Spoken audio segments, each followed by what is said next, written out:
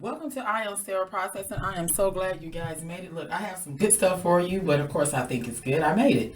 But I wanted to talk about, of course, the job report, but I also want to kind of get your creative juices going when we're talking about pivoting from sterile processing and maybe into vendor or being a rep or just something different. Like, for instance, you have the instrument repair tech that comes to your department and pick up these instruments, and they go out to their little truck, they do their magic, and they bring it back. So who says you can't do something like that? And the last time I read the job description, you're not excluded. So I want to tell you what I have in store for you today. So what's in it for you? What I'm calling it is the crossover. And what I mean by that, when I went to the HSPA conference, I noticed or I identified 5 companies that I feel like, hey, we probably can go ahead and pivot over there, or we can use it as a side hustle, or it can be a way for us to increase our skills.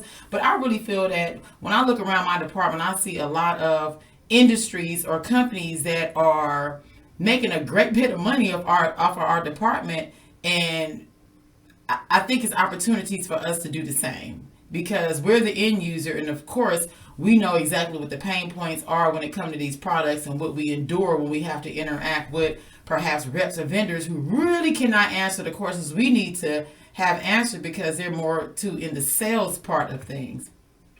So, and then I want to talk about why you can do it. And of course you can do it because you're dynamic, you're excellent, you multitask, you're multifaceted, and there's a lot of talented people in the sterile processing department where they're people going to school to get some different certifications that's not the traditional sterile processing certifications. People are going to school to get their degrees. People are side hustlers. People are entrepreneurs. So we're very dynamic, and that's why I want to bring this to your attention today. Now, a lot of times I talk about the supervisor pay, but today I have actually a manager pay and a tech pay. And the reason why I give you these pays is because I want it to be something more tangible for you to use when it's time for you to negotiate your wages, or when you want to get a better idea of what people are paying out there. Because you can ask the question on social media and you may or may not get the right answer when you're looking for permanent positions in the pay. And you can also go to pay scale and look for that information.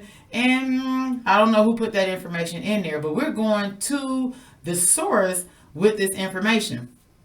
And then of course we got to always have action steps. So you were like, okay, Slender, what do you want me to do with all this information you're trying to give me, honey? So anyway, let's move on to the vendors. So I identified 5 vendors I thought I could see myself actually working for or being a part of their process. And one of them is LayerJot. Now, LayerJot solved the problem that we have with identifying instruments. Now, you always see instruments or people on Facebook asking, what is this instrument? And another thing too is that we also have, and I'm going to share my screen, we also have new techs that come into our department and they're trying to figure out sets too. And a lot of times, unfortunately, we do not have time to sit there and hold their hands, even though I would love to hold your hand. We don't have time to sit there and hold your hand. So as a result, you're sitting there a lot of times waiting for us to come back. So in this video that I'm showing to you right now, with this software, you can print out this piece of paper. With the paper, you take the instrument that you're trying to identify, you place it on the paper. You use the software that they have to scan the item and the paper. It will identify that instrument for you. Now, I feel like that's definitely something a sterile processing tech could have come up with. But okay, so the gentleman that I met, the founder, the originator, the creator of this special software, he's told me this was the first time they were actually presented somewhere in like a conference or a big forum like that. Like, it was just being introduced. So this is a really great opportunity for, I feel like, a sterile processing tech to probably partner with this particular company and see how you can bring value to them and they can bring value to you. And maybe this could be a side job. It could be a new career for you to get into. So that's why I thought that was really a good one. Another thing is, I talked to a rep that was there and we were talking about these boroscopes. And of course, boroscopes seem to be a hot topic.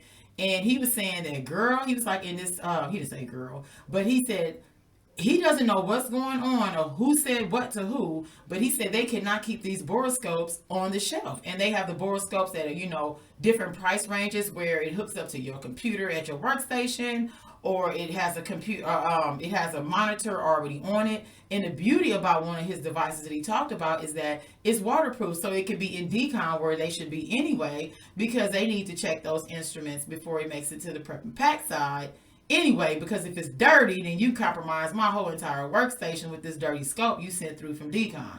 So I was like, oh my goodness. So yeah, it's a great market in that. Now what I want to do, I'm going to share my screen with you again, because I actually found an article that speaks to this. Blew my mind. I'm like, what? So I found this article right here. Let's do okay. This particular article right here, it talks about the increase of the use of the borescope in the market. And this website I got this from is Cision, Cision PR Newswire. And this was, let me see, published March the 2nd of 2022. And they're talking about the borescope growth. And I think it's going to expect it to grow like 6 to 7% from here on out. And when I scroll down, you will see that they talk about the market segmentation. And they're talking about when it comes to application, the two top industries they have here is healthcare and industries. Now we already know borescopes are not just used in healthcare, if you didn't know, but you know, mechanics use it, like auto mechanics. I'm sure plumbers use it. Different people use scope. So the increase in the industry or in the product is overall, not just for sterile processing. So it's bigger than that. When they talk about the geographical area, they pretty much talk about North America. So it's like boom, boom, boom. That's us all the way. Healthcare, North America, that works for us. So I'm thinking, to me, it's a great opportunity for us to see how we can tap into perhaps being a rep. Maybe you come up with your own application or product that you can see how this all ties in, because of course, you know, we always talking about we don't make enough money, honey. So this could be an opportunity for you to still be in sterile processing, but actually not maybe working all the time in sterile processing. Now, this next one I want to talk to you about is SteriCube. SteriCube, I've seen this for a while. I actually seen this product for a while, and I was like, no, when it came to SteriCube. And the reason why was because my whole thing is, and I'm gonna show you this video here as they use this product, was that they take all these instrument sets and they put it into this cube or this chamber. They take this chamber, they push it into the sterilizer, and boom, there you go. So your whole ortho case with 15, 20 sets or whatever, all been sterilized together. No wrapping, no containerizing, no lids or anything. My thing was, if you find one thing in there dirty, baby, everything in there has to go. But when we end up talking to the representative that was there, she made it clear that one facility hasn't had that problem because they have 2 people put their eyes on each set. So Solindra's going to check it, and then Bobby's going to check it, and then it gets sterilized at that point. So that hasn't been an issue for them. Another great thing about it is that it has a dry time, I believe, of 8 to 10 minutes. So they're trying to get manufacturers to come on board with changing their IFUs and reducing the dry time, so you can get this in and out. It's bone dry, you know, and with a 10-minute dry time or 8-minute dry time instead of the 30 minutes. But right now, if the IFUs, of course, say 30 minutes, then of course you're going to use 30 minutes. And I thought that was a good product, and who wouldn't be able to speak to that more than a sterile processing technician? That's how, a professional, I'm sorry. That's how I saw that.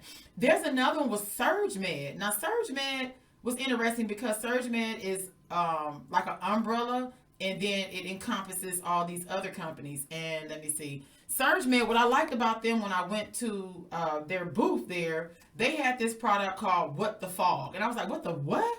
So I was like, what is this? And this actually got my attention to go over there. So what they told me is this helped you to reduce fog in your let me get this screen, I got another fog in my way because I got too many screens open. So what they were saying is this is good for like face shields and your glasses. And they have this product right here. It almost feel like suede to me. It doesn't really smell like anything, but this is pretty much what it looks like. And they saying that you have this and you can clear off your face shield or what have you. I'm not sure how you can use this in decon. That's a whole nother conversation. But you put it right back into the little case here of the Ziploc, and you can use this 600 times. Now that blew my mind because now I'm wearing glasses, which is a new thing for me. Plus I'm also wearing a face shield. So I was like, anything that can help me better see is a win-win for me. And if you're somebody that's struggling with something like that, or that's a problem that you need to have solved, that's why it could be a product that you can actually push. not push, but recommend, or you can even speak to, or you can get in service for, or maybe you can reach out to these companies and say, hey, can you get me to the next conference? It could be the ISHM conference, the AORN conference, the AMI conference. It could be any conference you're trying to go to. So you can definitely partner with these people, I think, because I believe any and everything is possible, right? Okay, so then the last one, which is the fifth one, is HealthMark, honey. Baby, HealthMark was all over the HSPA Conference. Now, I'm going to tell you one product I know I've used before with HealthMark. I got these gloves because they give you samples. I have these gloves right here. If you ever worn these gloves, I'm sure you probably got problems. Some of you out there with them. Some people say, I can't feel and I can't touch. I love them because I don't have to worry about water going back down my glove and getting to my hands. I like them because they're thick. I like them because they go all the way up to my armpits, honey. That's what I love about these gloves. And I'm like, if you're in the department and you're actually using surgical gloves, and it's a disservice to you and your safety. I'm gonna leave that right there because that's something you have to deal with your leadership with. Another thing they have too was this pill pack that already have the biohazard sign on it, so it's really good for, I guess, well, in the display they had the the vaginal speculum inside of it. So it's really good. They can bring down the vaginal speculum, put it inside this little pill pack, and that's all they have to bring down. Not a whole entire rigid container, not the big old bulky red container. They just bring down that pill pack. So they have some really good products in there. So let's go ahead and move on because I know you are busy. You don't have time to be listening to me all day. So I wanted to talk about pay, of course, because pay is always important. So let me share my screen again, honey, because we got to share the screens. The first one I want to talk about is the manager's pay. Now, this particular one for the manager, and it's really interesting if you guys look at how things been changing over time. Managers, they used to ask for a little bit more than it seemed like what they asking now. But anyway, this one is a pay range of $80,000 to $100,000.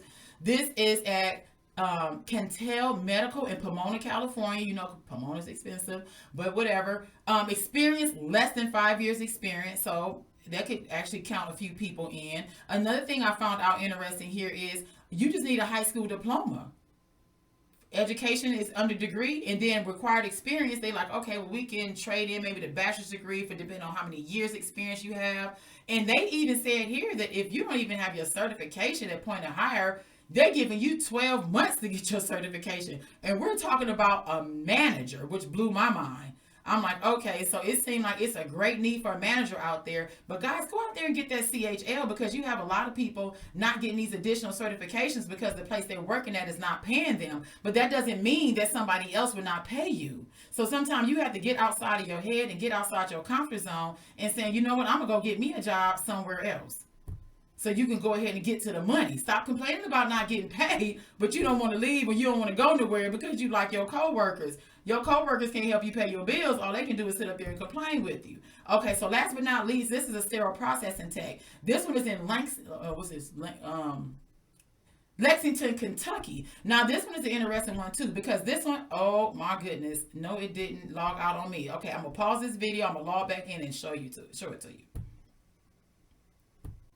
Okay, so this one right here is the sterile processing tech. The thing is here, they're saying if you're not certified, they're paying between $16.20 to $24.82 per hour. This is an overnight shift. They want you to have at least 2 years experience. However, if you are certified, their pay range is between $17.50 and $27.31 per hour. That's what they're paying for that in Lexington, Kentucky. So that should definitely give you something you can work with when you're negotiating your pay and you're trying to figure out who's paying what where. This is real tangible information coming directly for them. So when I want to give you something to action steps, solve a problem. It's all about solving a problem. Look around your department and see the need. Look around and look at your own personal pay points.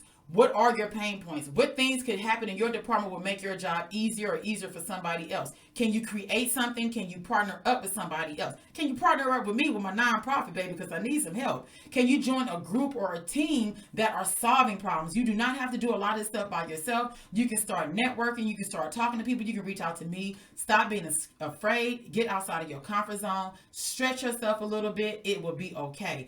Everything I've done and everything you've ever seen me do has been for the first time. It's always going to be a first time for you as you grow in your professional and your personal life and your career. So I hope you find this information useful. Please share, please pass it on. You guys continue to go out there and be great. Until next time, peace.